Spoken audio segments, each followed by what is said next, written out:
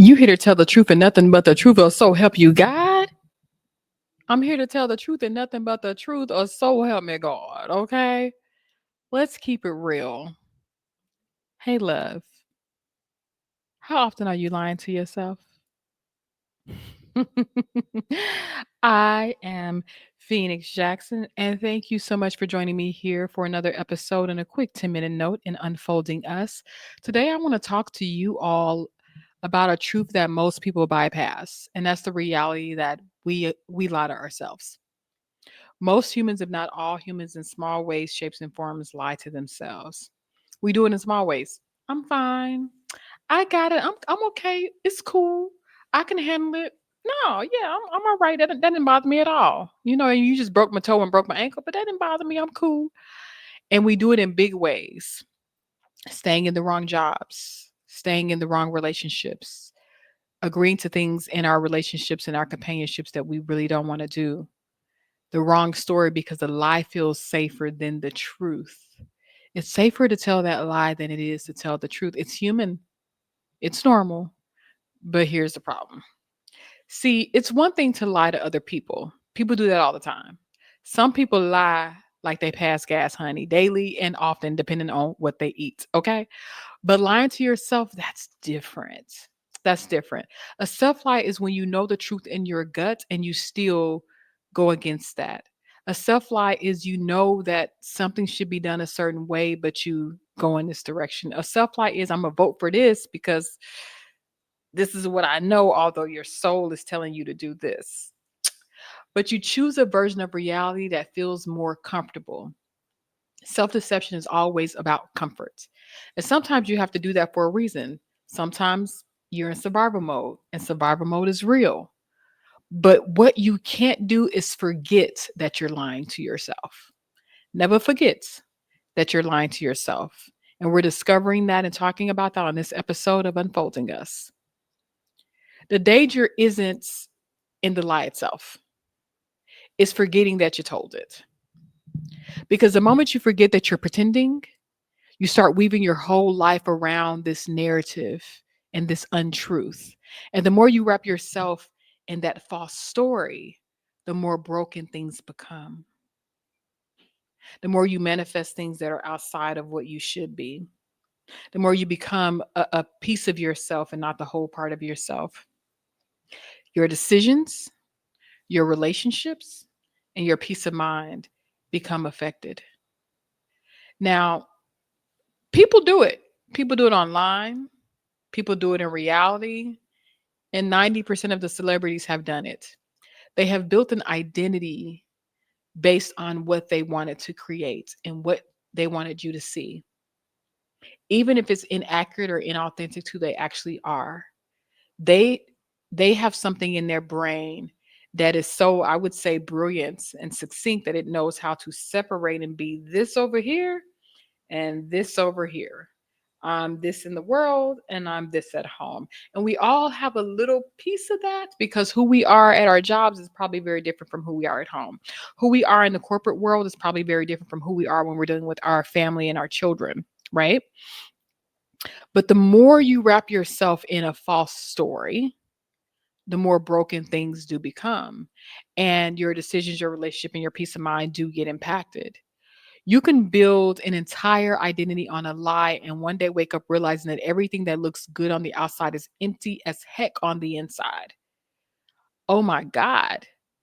You can wake up and say, you know what? This is highly fake as hell. I don't love this man. Lord, I done woke up to this ugly man because I married him for money. Well, oh Lord, if you, I, they said they'll see you by the fruit, and my kids are a mess because I've been an Instagram parent. I put more focus in them looking good than them being good up here, and it's showing. My baby can't read, child.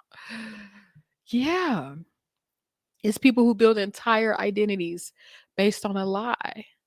It's people who walk down the aisle knowing that they're not going to be there forever. But you know what? I'm going to do this right now because this is what I know. And I don't think I can do better than this. There's people who do those things. And again, survival mode. So, how do you break the pattern? Because the thing is, you don't have to be perfect. And I think self deception and a little bit of dishonesty is a part of the human experience, but you just have to be honest. You have to start with your own integrity. You have to start being who you need to be, both privately and publicly. You have to start being your truth, because the more humans that we see who step into their truth, the more we're going to have a world based on truth and not mirage. Is it live or is it Memorex? Maybe it's Maybelline. We don't know, because everything is fabricated. All right. So, one, how do we start to break the pattern? We check our gut. If you feel tension, tightness, guilt, that's your spirit telling you that you're bending the truth a little bit. My integrity is so strong that I can't too much lie to myself. I can't too much. I'm not that. If y'all see me marry somebody, it's because I love that man. I love that man. There is something special and loving about him, because good God, I'm not that woman who will do something out of survival in that way. No, thank you. But that's me knowing myself. That's me knowing that I gotta bet on myself. That's that gut check before I bet on anybody else, especially somebody I don't really want. And then you gotta name the lie. You gotta say it outside. I'm lying to myself about this. I'm lying to myself about that. I lied to about this and that, and this is what came out of it. Owning it immediately gives you the power back. Being honest with yourself about your own self deception immediately gives you the power back. And then you have to ask yourself, now that you know you done lied to yourself and you remember that you have lied to yourself, most self lies exist to protect your ego or some sense of safety. It protects a part of you that you are trying to sheath. But the cost of that protection is your own freedom. So, uh, what are you protecting? Who are you protecting? And what are you messing up because you chose to be dishonest to yourself? What you held on to may be much smaller than what is for you because you decided to lie to yourself. Now, listen, you don't have to broadcast your truth to everybody. Please don't. This is not about being performative. So much is about being performative. This is not one of those things.